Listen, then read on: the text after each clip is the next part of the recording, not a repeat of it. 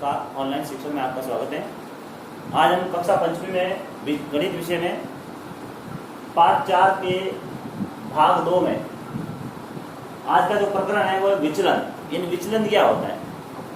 इन विचलन के द्वारा बहुत सारे प्रश्न अपन हल कर सकते हैं। जैसे वैदिक गणित में निखिलम विधि से गुणा होता है, उसके लिए सर्वप्रथम विचलन याद होना चाहिए। तो अपन पहले विचलन याद करते हैं। विचलन क्या है? तो मैं यहाँ कुछ लिखा है, देखो। वैदिक गणित में सामान्यतः 10, 100 अथवा 10 की किसी भी घात को संख्या का आधार माना जाता है। जैसे 10 क्या होता है? जैसे अपन वैदिक गणित में कोई भी आधार लेते हैं तो आधार या तो 10 हो सकता है, या आधार 100 हो सकता है, या 10 की घात में समझ लीजिए 1000 हो सकता है। इनको आधार मान के ही हम किसी भी संख्या का विचलन याद कर सकते हैं। तो क्या लिखा है? यदि संख्या में से उक्त आधार को घटा दिया जाए तो शेष पर जो रहता है वो विचलन कहता है। जैसे मैं यहाँ संख्या लिख रहा हूँ, ये 15। अगर 15 में से 15 आपका जो किस आधार के नजदीक है, ऐसा नहीं कि 15 है वो 100 के नजदीक है। आपको जो संख्या दी होती है वो आपके किस आधार के सर्वाधिक समीप है। तो जो 15 संख्या है वो न कि 100 के समीप है, न कि 1000 के समीप है, तो आधार है आपका 10 आएगा। तो 10 आधार है, संख्या है 15। अब आपको 10 आधार है, अगर संख्या में से आधार को घटाया जाए तो संख्या आपकी धनात्मक होगी और विचलन धनात्मक आएगा। जैसे संख्या आपकी बड़ी है, आपका आधार उसमें से घट जाता है। जैसे 15 में से 10 चले गए तो पीछे कितने रहे? 5। अगर यहाँ संख्या 12 होती तो 12 में से 10 जाते हैं तो संख्या होती धनात्मक, ये आते 2, शेष 2 आते, या प्लस के आते, ये भी प्लस के। यानी जब भी आपका आधार किसी संख्या में से घटता है तो आपका जो शेषफल आएगा वो धनात्मक आएगा। तो ये विचलन है, वो धनात्मक है, ये इसका विचलन है। ये 105 उसका विचलन है, ये इसका भी विचलन है।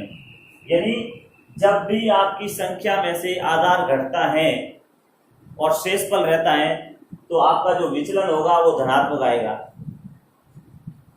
जैसे मैं 10 के आधार को लेके मान चल रहा हूँ। जैसे 10 आधार है और आपकी संख्या आ गई यहाँ 8। अब आपका आधार बड़ा है और संख्या छोटी है। जब आधार में से आपकी संख्या घटती है, आधार में से संख्या घटती है तो आपका जो विचलन होगा वो ऋणात्मक होगा। ऋणात्मक होना माइनस में। पहले तो धनात्मक में क्या होता था, आपकी संख्या में से आधार घटता था तो शेषफल रहता था, विचलन धनात्मक होता था। जैसे 15 में से ये 10 चले गए आधार के तो 5 है वो धनात्मक रहा। जैसे 12 थे, 12 में से आपके 10 चले गए आधार के, ये आधार है, आधार 10 है। अब आपका आधार 10 है, 15 में से गया तो 5 रहे। आपका आधार 12 में से चला गया तो शेष 2 रहे, तो विचलन धनात्मक आया, प्लस में आया। अब आपका आधार 10 ही है और आपकी संख्या 8 है तो आपको आधार में से जब भी आपकी संख्या घटेगी तो ऋणात्मक आएगा। यानी आधार में से जब भी आपकी संख्या घटती है तो आपका जो विचलन है वो ऋणात्मक होगा। जैसे 10 में से 8 गए तो 2 आए। 2 कैसे है? ऋणात्मक। जैसे यहाँ संख्या होती 7 और आपका जो आधार है 10 और 10 है, 10 में से आपके 7 घटते हैं, संख्या घटती है, आधार में से संख्या घटती है तो आपके ऋणात्मक आएंगे 3। इस प्रकार से ये जो विचलन है 10 आधार पर वो मैंने आपको बताया, ये भी विचलन है, ये भी विचलन है। अगर आपकी संख्या बड़ी होती है, जैसे मैं यहाँ लिख रहा हूं, संख्या अगर आपकी बड़ी है, जैसे आपका आधार समझ लीजिए 100 है और आपकी संख्या आ गई 112 संख्या है। अब आपके आधार से ये संख्या बड़ी है, ये संख्या आधार से बड़ी है। जब भी आधार से संख्या बड़ी होती है तो आधार उसमें से घटाना और जो शेष रहते हैं वो आपका विचलन है। जैसे आपकी संख्या बड़ी 112 है, 112 में से आपका आधार 100 है, चला गया तो पीछे रहे 12, तो 12 कैसे है? धनात्मक, यानी आपके प्लस की संख्या है। जैसे आ गया 108। 108 संख्या है वो आपके आधार से बड़ी है, तो इसमें से आधार घट सकता है। तो 108 में से 100 गए तो पीछे जो आधार पिछला रहेगा वो रहेगा +08।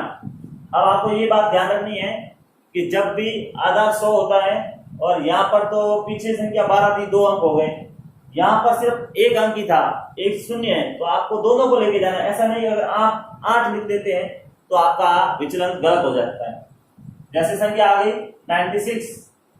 अब आपको कहेंगे कि इसका आधार 100 है और 96 यानी 96 का विचलन क्या होगा, तो आपको 100 में से इस संख्या को घटाना है। तो 100 में से ये 96 घटेंगे तो पीछे रहेंगे माइनस हो जाएगा। क्या हो जाएगा? माइनस। क्यों होगा कि जब भी आधार में से संख्या घटती है तो आपका विचलन है वो ऋणात्मक होगा। तो 100 में से 96 गए तो आएंगे 4, लेकिन अंक होने चाहिए 2।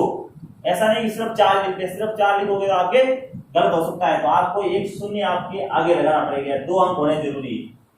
तो इस प्रकार से हम किसी भी संख्या का विचलन ज्ञात कर सकते हैं। विचलन के लिए सर्वप्रथम आपके पास आधार होना चाहिए। आधार या तो 10 होगा या 100 होगा या 1000 हो सकता है। तो आधार के लेने के बाद ही किसी संख्या का जो विचलन आएगा वो या तो ऋणात्मक होगा या धनात्मक होगा।